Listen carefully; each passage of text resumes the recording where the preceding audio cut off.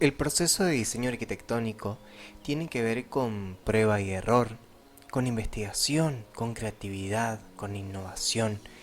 Tiene que ver con propuestas, con resultados parciales, resultados totales, con estrategias innovadoras de abordaje de ese mismo problema arquitectónico. Y todos esos elementos, si no llevamos un registro, lo vamos perdiendo. Para esto, tenemos uno de los recursos más importantes en el proceso de diseño arquitectónico, que son las alternativas. La propuesta de alternativas diferentes frente a un problema arquitectónico. Tenemos alternativa de partido, decimos, cuando planteamos una idea sobre un problema. Y esta idea intenta definir la mayor cantidad de aspectos referentes al objeto arquitectónico. Y en ese proceso de búsqueda y en esta etapa de proceso de diseño, buscamos plantear diversas ideas, abordando y en cada una de ellas diferentes aspectos como implantación, estructura funcional, espacialidad, materialidad, entre otros.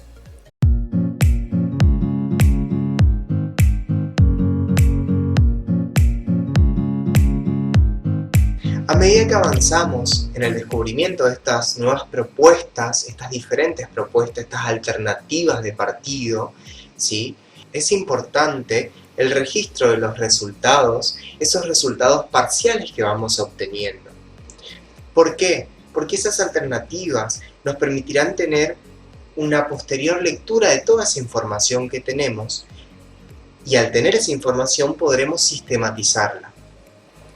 Y esa sistematización de la información nos permitirá acceder y llegar a resultados superiores, que es lo que nosotros denominamos una idea superadora. Esta idea superadora es la clave que va a rescatar los aspectos positivos de las alternativas, los aciertos, pero también nos permitirá ver esos desaciertos y esos aspectos negativos que hemos generado. ¿Y por qué es importante esto? Porque el ver nuestros desaciertos también nos permitirá reabordarlos quizás desde otras perspectivas. Y la idea superadora ahí se presenta como el producto del proceso de búsqueda de estos aciertos y desaciertos. Así en el aire, esto suena todo muy abstracto, pero entonces, ¿qué herramienta tenemos a la mano para poder llegar a sistematizar esta información?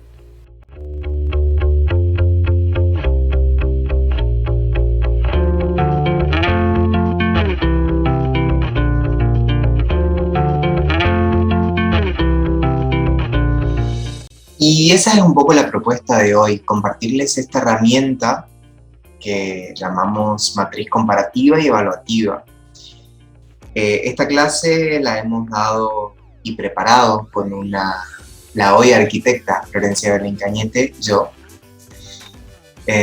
Hoy me toca darla solo, pero bueno, no deja de estar presente en el armado de esta clase ella, ¿no?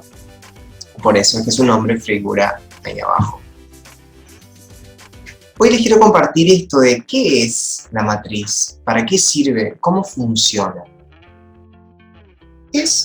Podríamos decir que es una tabla de doble entrada que expone información, pero una información de forma resumida, sintética, ¿sí? A través de columnas y filas. Nos sirve para poder sistematizar, para poder comparar estos aspectos que nombrábamos hoy, como la funcionalidad, la tecnología, la morfología, ¿sí? De una misma categoría, ¿sí? En este caso son las propuestas. Las diferentes propuestas vamos a analizar y comparar los diferentes aspectos. ¿Cómo funciona? Bien, la metodología es simple como cualquier tabla de doble entrada, ¿sí? Tenemos columnas donde en la primera columna ubicaremos los diferentes aspectos, ¿sí? Y la primera fila contendrá las diferentes alternativas. Y a partir de ahí comenzaremos a llenar, ¿sí?, nuestra matriz. Lo bueno de esta herramienta es que a cada aspecto, por ejemplo, nosotros acá hemos traído aspectos como la implantación, la organización funcional, la estructura morfológico-espacial, la materialización, la expresión del edificio, esta cuestión simbólica de la imagen que hemos trabajado en trabajos prácticos anteriores, ¿sí? Y los criterios transversales, como la accesibilidad y el diseño ambientalmente responsable. Dentro de la matriz vamos a ir relacionando y rellenando, si se quiere, cómo se expone nuestra alternativa, cómo responde nuestra alternativa a cada uno de los aspectos, ¿sí? Y a eso le vamos a asignar un valor, ¿sí? Ya sea un valor negativo, un valor positivo, un valor neutro. Como decíamos hoy, la suma tanto de estos valores positivos como negativos de los diferentes aspectos que hemos generado nos llevará a realizar una conclusión, y esa conclusión nos propiciará el inicio de esta idea superadora. Que la idea superadora puede ser, o puede surgir, digamos, de una alternativa que ya tenemos, modificando algunos aspectos quizás, o a partir de este análisis que hemos realizado y la reestructuración y el reabordaje del tema problema, construimos y obtenemos una cuarta alternativa que será nuestra alternativa superadora. A modo de ejemplo, les traje esta tabla, esta matriz comparativa que hemos realizado con mi compañera en cuarto año, ¿sí?, donde analizamos aspectos como la implantación, la función, la materialización y la estructura, la espacialidad. Cuando hablamos de implantación podemos hacer referencia, ¿sí?, al entorno, cómo mi edificio afecta al entorno, cómo el entorno se apropia de mi edificio y cómo funciona el edificio en conjunto con ese entorno, ¿sí? La accesibilidad, cómo llego, qué puntos de ataque tengo, desde dónde vengo, ¿sí? Hacia dónde voy. Después las orientaciones también forman parte muy importante de esta parte, de este aspecto, perdón, de lo que es la implantación. Las diferentes orientaciones en cuanto no solo a la cuestión solar, sino también a las diferentes visuales que podemos generar, ¿sí? La función, por ejemplo, en este caso hemos analizado tipo de relación entre las diferentes actividades que habíamos propuesto. Esto era un parque lineal en Tucumán, como para que tengan una idea que tenemos visuales que se destacan. Entonces era sumamente importante el aprovechar las orientaciones. Y bueno, y en cuanto a la funcionalidad, el tipo de relación de actividades. ¿Cómo se relacionan las diferentes actividades dentro del edificio? ¿Qué compatibilidad e incompatibilidad tiene? ¿Qué grado de relación tienen una actividad con otra? Ahí hace más referencia a la cuestión de los paquetes del programa arquitectónico, ¿no? Pero sí, así también la relación y el grado de relación que tiene mi edificio con el entorno inmediato, con las diferentes actividades que tiene el entorno. También dentro de la función podemos analizar las circulaciones. ¿Cómo son las circulaciones? ¿Son circulaciones? ¿Son recorridos? ¿Qué diferencia hay entre ellos? Cada propuesta propone en este caso algo diferente. Vemos cómo la propuesta A, la alternativa A, contiene una circulación que bordea al terreno, en cambio la alternativa B presenta una circulación que atraviesa plenamente el terreno a intervenir. Entonces, cada una va a afectar de manera diferente y tiene aspectos positivos y negativos a destacar.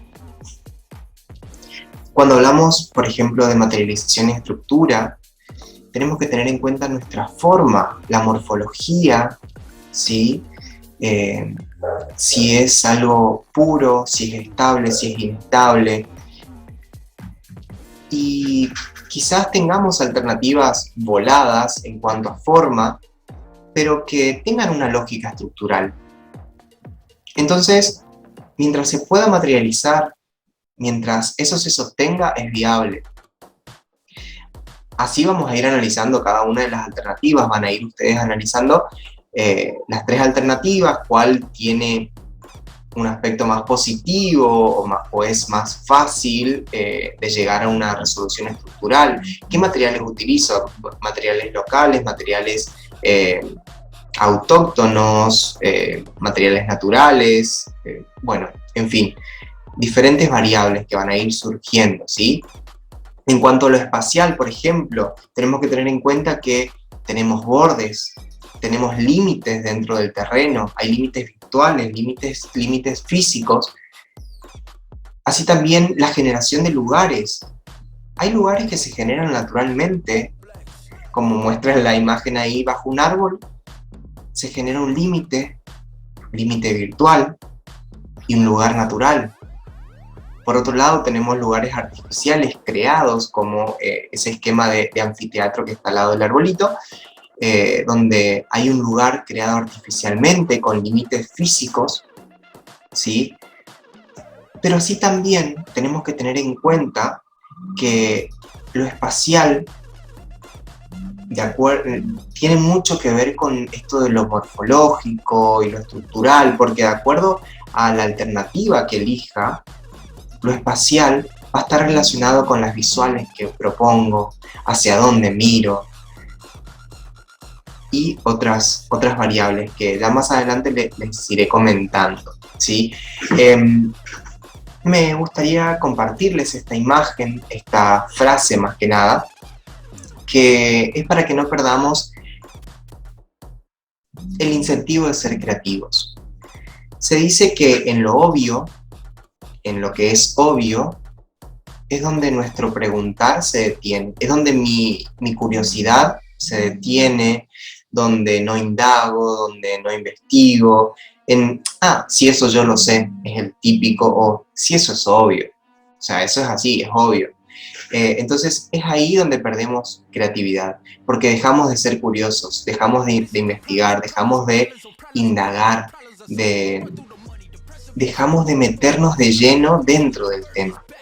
Y para eso, y como un aporte hacia ustedes, hemos preparado estas preguntas disparadoras a la hora de analizar los diferentes aspectos, ya sea la implantación, morfología, la materialización, la simbología, la imagen, criterios transversales y la cuestión funcional, ¿sí? Entonces, como ayuda, les regalamos estas preguntas disparadoras como para que puedan ir completando de una manera un poco más ordenada y más guiada también su matriz comparativa y evaluativa. A modo de resumen, tenemos 44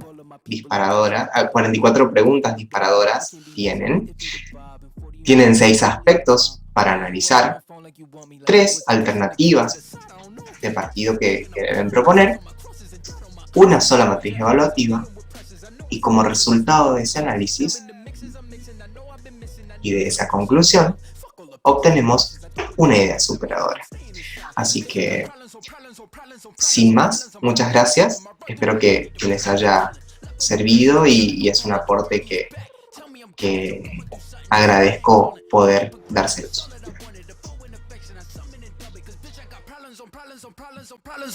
Problems I solve them. I run through the money, the pressure be calling. Left on my blessings, I feel like I'm falling. The birdie is back, tell me I'm garbage. I'm going through something, that's why I ain't calling. Phone and progression, it's all that I wanted. A phone in affection, I summon and dub it.